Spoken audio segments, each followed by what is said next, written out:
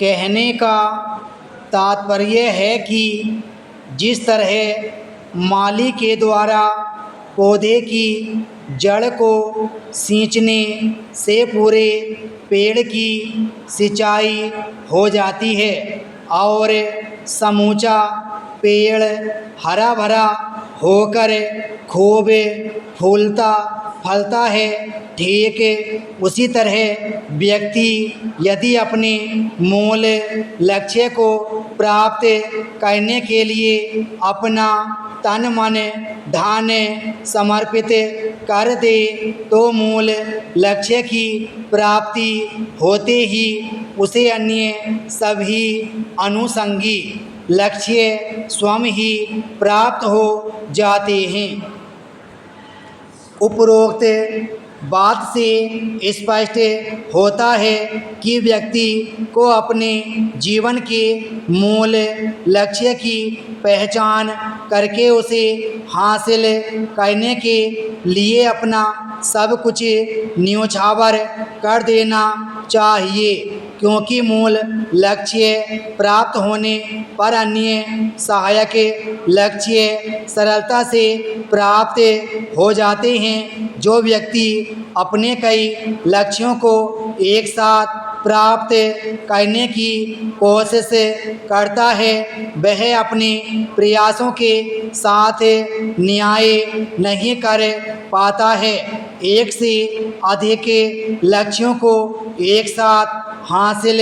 करने की कोशिश का अर्थ है अपनी ऊर्जा, अपनी निष्ठा एवं एकाग्रता तथा अपने समय को अनेक भागों में विभाजित करना आदि।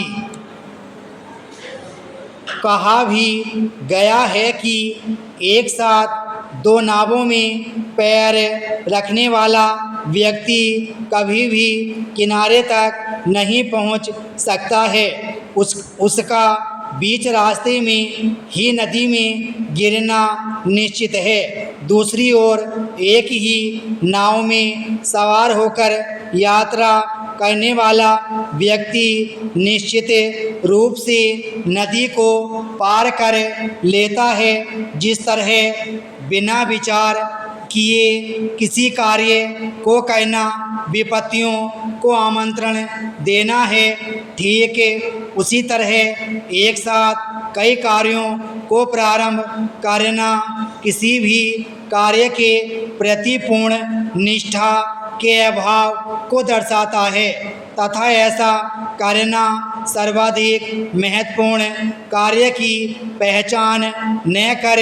पाने की अयोग्यता को भी उजागर करता है। एक ही कार्य या लक्ष्य को साधने का यह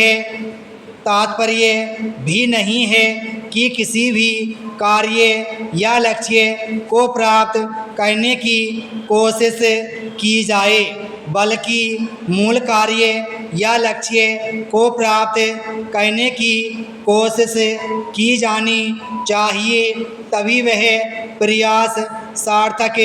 होगा। जिस तरह पौधे की जड़ में पानी देने से वह खूब फलता फूलता है, लेकिन यदि पौधे की जड़ों को न सींचकर केवल उसके पत्तों की सिंचाई की जाए तो वह पौधा जीवित नहीं रह पाएगा। उसी तरह यदि जीवन के मूल लक्ष्य की पहचान न करके अन्य लक्ष्यों को प्राप्त करने का प्रयास किया जाए तो उससे अन्य लक्ष्यों की प्राप्ति नहीं होगी और जीवन में सफलता पाना संदिग्ध हो जाएगा। इनके विभाजन का अर्थ है लक्ष्य पाने की दृढ़ता में कमी, दृढ़ संकल्प में कमी, समर्पण भाव में कमी और इन कमियों के साथ सफलता प्राप्त करना हमेशा संदिग्ध होता है। विराम स्टोर।